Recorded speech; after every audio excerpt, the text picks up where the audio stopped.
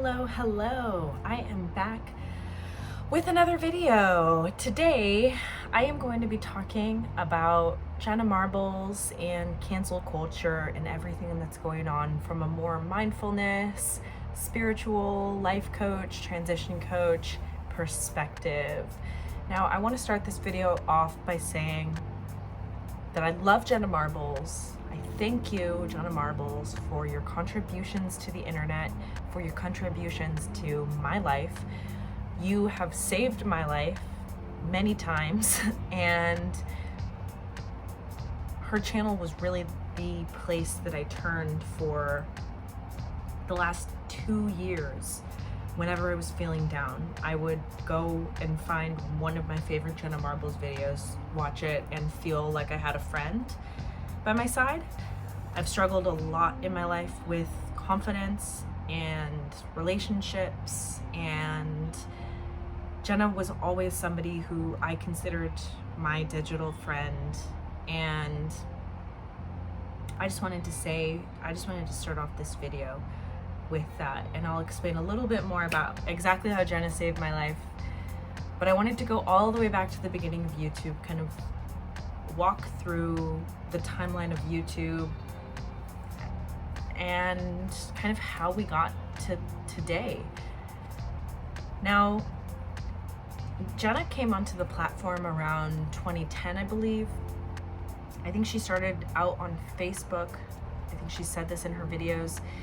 And I actually recall her Facebook videos, and that's where I originally found her. Was I think she did her original videos were released by Barstool, and they obviously got elevated that way very quickly, and she gained a huge audience super fast.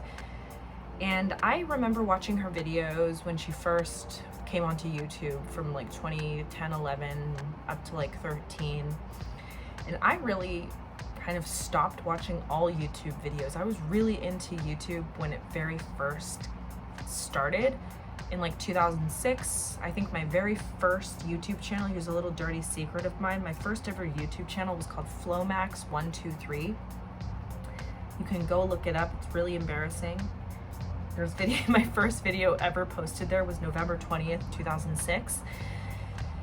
And that's just for a little bit of a context around how long I've been on YouTube. When YouTube first started, I was really active. I was watching videos every single day. I was creating content. I think you can even see on this channel, I created this channel in July of 2008. I've privated like hundreds of my videos, but I used to share a lot more than what you guys can see.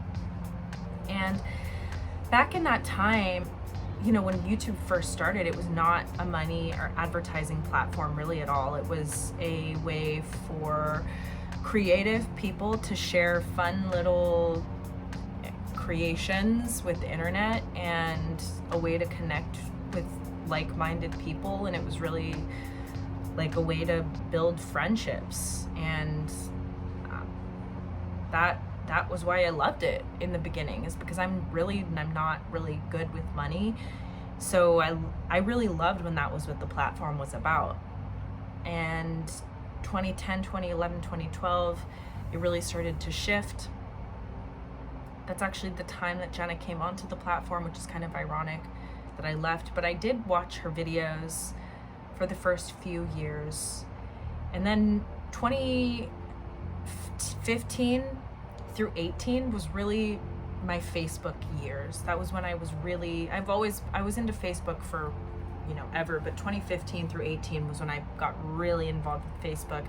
I made a Facebook group that sort of blew up here in my area. It was for a record label, and we threw a lot of events and, you know, did a lot of kind of gathering around the music festival world and that kind of thing. And it was really fun, but I was in way over my head with that. I was in not really a good mental space to handle that lifestyle. I was still leading a very reckless lifestyle.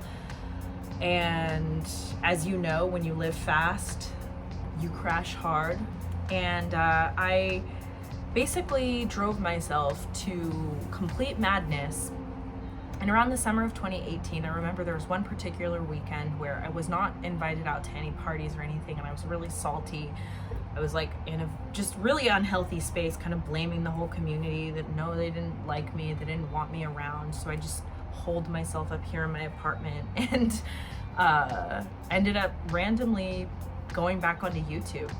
And I logged into this channel, and like the first kind of series of videos that I saw were Jenna. And I remember I was like, oh my God, I love Jenna Marbles. I haven't seen her videos in years, and she had years worth of content that I had not seen. So I was like, oh my God, what a gold mine. And so I actually spent like a week just watching all of Jenna's videos. And this was again at a time where I was really, really down on myself, and I felt like nobody liked me, felt like everybody in my community hated me, and I was really just like embarrassed to exist. And Jenna's amazing videos really made me feel like I had a friend, and she kind of saved my life.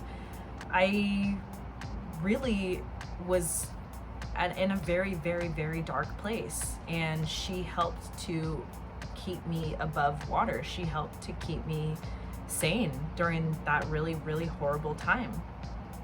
And as the kind of months went by from that summer of 2018, I slowly but surely started to receive the help that I needed. I got into therapy early in 2019. I've shared kind of this journey, and I've slowly been slowly but surely working my way through my mental health issues, getting myself into the care that I needed to, really be able to thrive. And yeah, I am in a just completely different place now. I hope that Jenna is taking the time that she needs to find herself again, and to be that person that we saw in those videos when she very first started online, that just unabashed confidence that we know exists inside of her. And you could just see the true Jenna being squished and squished and squished and squished and squished and squished down to the shell of who we've seen in these last few Jenna Marbles videos. I am an empath, and I can read people's energies. I can understand energy. I can see and feel the way that people feel without having to hear them. I can read body language. And it was so clear and apparent to me in Jenna's, the last basically year or so, that Jenna's needed help. And I've been leaving comments on her videos for a long time saying like, it's not shameful to get help. And her whole career really is online, and it's so hard. I can't even imagine. I want to see the glory days of YouTube come back. I want to see the time where creators can really be on YouTube and thrive. And that's really all Jenna's ever wanted to do. Jenna really was like the antithesis of YouTube the entire time, with the fact that she came onto the platform around the time that it did become so commodified, and she always did remain so grounded in her morals and not selling herself away for the biggest amount of money, because I can't even imagine the sponsorship opportunities that she has had, and how she's maintained her morality through all of it is truly such an honorable thing that more and more of us have to kind of start acknowledging and recognizing. And we need to kind of stop championing people that destroy other people's lives. And if you were ever a part of the original days of YouTube, and if you could just channel back to 2006 to 2007, 8, 9, 10, I know we're never going to be able to get back to that, but I hope that folks like myself that were a part of that time on YouTube can start, contributing content to YouTube once again, because this platform deserves to be so much more than just this cold money-making machine. The best of YouTube, in my opinion, are like the 30-second hilarious kind of comedy bits, what inspired Vine and now TikTok, but TikTok has already become just this money-making platform. I don't know, I guess some of my like economic feelings are coming into play here, and I guess I'm a bad American because I don't value money over everything else, but maybe that makes me a good American. The thing that I love about America is that we are allowed to think whatever we want, and we supposedly have freedoms here. That is what makes America such a special place. I wish Jenna Marbles the very best, and if she never comes back to YouTube, then again, I'm grateful for the time that she was here with us. And if she does ever come back, I hope that she does it for herself, and that she gets herself into a routine and a schedule where she can comfortably share whenever she wants. No more Wednesdays, no more sexual Wednesdays, no more forced posts. Just from somebody that's been here on this channel, on this platform, and has seen so much evolution. I've seen so many different chapters and versions of this platform. There's been times where I have been so enraptured in YouTube, where it's basically my whole entire life for years at a time. And I've had years at a time where I wanted absolutely nothing to do with this platform. And I fully understand.